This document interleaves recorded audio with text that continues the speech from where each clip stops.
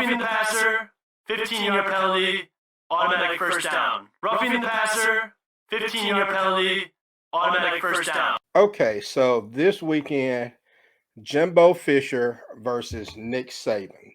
Now, they had a war of words this summer when I think Nick Saban said that essentially that, people were going to Texas A&M, kids were going to Texas A&M because they were getting NIL deals, name, image, likeness deals. So he said that he was buying his recruits, so to speak.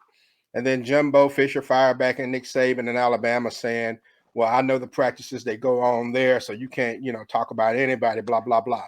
Now, these guys say that that's water under the bridge. Okay. But I don't know if it is or not. So, Ray, this game, I will be tuning in for this game. Do you think this is going to be a grudge match type of game, or do you think these guys really are just moving on with their lives? It's definitely going to be a grudge match. I mean, we don't know if Bryce Young is going to play, but if Bryce Young plays, they going to really run it up on Texas A&M, I believe.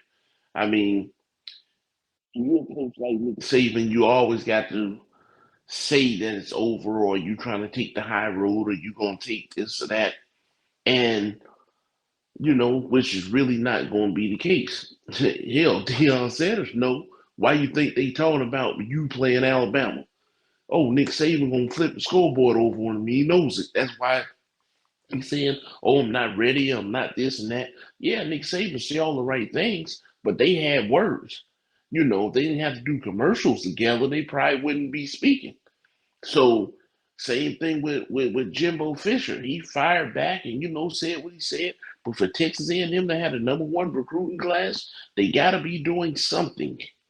I don't think kids automatically want to go to Texas A&M, especially when you're coming from abroad. Now, if you from Texas, you probably may go to Texas A&M, but you from California, you from Alabama, you from Georgia, why you gonna pick up and just go to Texas A&M? There's got to be something in it for you. So, not to say that they all not doing that. Of course, now these NIL deals out there, yeah, a lot of kids are taking money, and to a certain extent, you can't really blame them, because if you tell a kid he can get $500,000 or something like that, he never seen $20,000. What are you going to? What can he say? He feel like he's in the NFL already, so he doesn't have a choice but to take that deal. Especially, see, Nick Saban knows this because a kid probably said to him, I'm going to Texas A&M. Well, what do you like about Texas A&M? Well, they going to do this, they going to do that.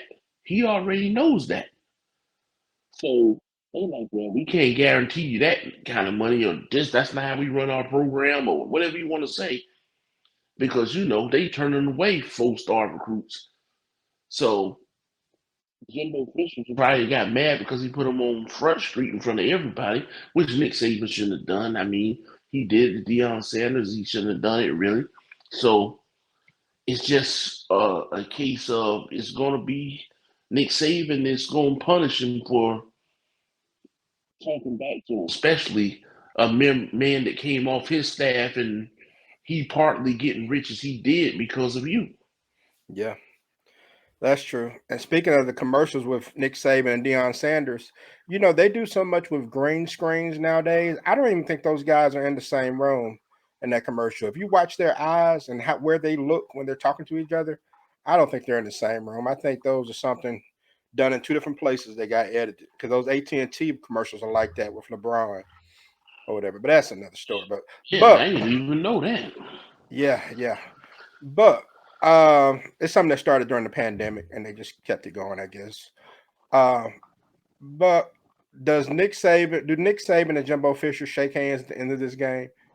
They should. I mean, that's just sportsmanship, afterwards. But what if Alabama loses? If Alabama loses, you still should do it. But I don't know if Saban has been one that's always shake hands, win, lose, or draw. He may be pissed off, but he's always been one to shake hands. So I don't think he'll punk out and be like LeBron James and walk off without shaking hands. Mm-mm. we'll see what happens. But I know he hasn't been very friendly to the media lately. He's gotten snarky with the media, and so we'll see what happens going forward. But I look forward to that game, and especially to see how things go. If at the end, like if Texas A&M gets blown out, if Bryce Young plays and Alabama drops a 60 burger on them, you know, what's Jimbo going to do? And if Alabama loses, what's Saban going to do? Must see TV. Indeed.